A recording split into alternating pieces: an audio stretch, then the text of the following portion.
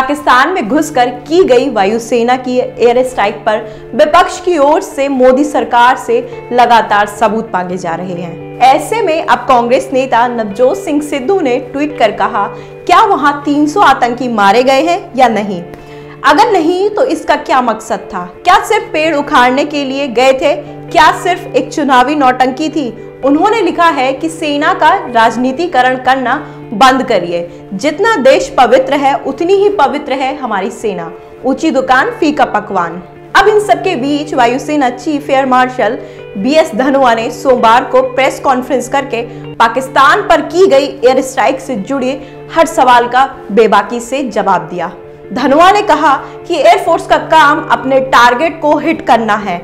हम ये नहीं गिनते कि वहां कितना नुकसान हुआ है।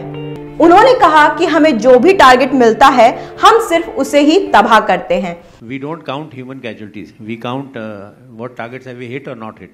एयर मार्शल की प्रेस कॉन्फ्रेंस से विपक्ष को क्या सारे सवालों के जवाब मिल गए हैं? नहीं। फिर उसके बाद वायुसेना प्रमुख की ओर से आए इस बयान के बाद एक बार फिर बीजेपी अध्यक्ष अमित शाह के उस दावे पर सवाल उठने लगे हैं जिसमें उन्होंने कहा कि ऑपरेशन बालाकोट में कम से कम 250 आतंकी मारे गए थे। इसे लेकर विपक्षी दलों के तमाम नेताओं और कुछ जाने माने जर्नलिस्ट द्वारा कहा जा रहा है कि एयर स्ट्राइक में सिर्फ जंगल में बम गिराए गए हैं, पाकिस्तान को कोई खासा नुकसान नहीं हुआ है। इन सारे सवालों पर chief air marshal BS Dhanoa ने कहा कि अगर हमारे टारगेट सही नहीं लगे होते और सिर्फ जंगल में ही बम गिराए होते तो पाकिस्तान की ओर से जवाब क्यों आता? पाकिस्तान तिलमिलाकर कार्रवाई क्यों करता? फिर उसके बाद जब उनसे पूछा गया कि MiG-21 का इस्तेमाल ही क्यों किया गया तो इस सवाल का जवाब भी एयर चीफ मार्शल धनोआ ने बखूबी दिया। उन्होंने कहा, भारत ने पाकिस्तान के F-16 का जवाब देने के लिए MiG-21 का इस्तेमाल इसलिए किया क्योंकि MiG-21 बाइसन ऐसे हमले करने में सक्षम है। और आगे बात करते हुए उन्होंने कहा कि इस एयरक्राफ्ट को अपग्रेड किया गया है। एयरक्राफ्ट में अच्छे रडार लगाए गए हैं। इसके अलावा ये fighter aircraft air to air missile छोड़ने में भी सक्षम है। उन्होंने कहा कि MiG-21 के पास अब बेहतर मारक क्षमता है।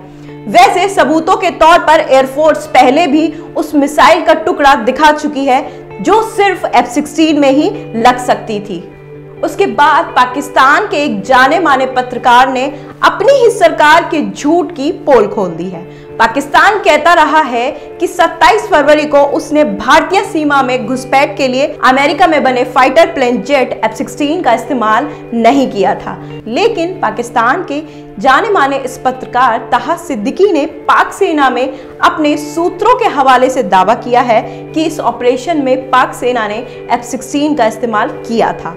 उन्होंने ट्वीट करके कहा है कि मेरे सूत्र बताते हैं कि भारत के खिलाफ ऑपरेशन में F-16 का इस्तेमाल किया गया था। अब प्रेस कॉन्फ्रेंस के बाद सबको उनके जवाब बखूबी मिल गए होंगे, चाहे वो कोई भी राजनीतिक पार्टी हो, चाहे वो कांग्रेस हो या भारतीय जनता पार्टी हो। किसी भी राजनीतिक पार्टी को सेना पर सवाल उठाने का अधिकार तो बिल्कुल भी नहीं है।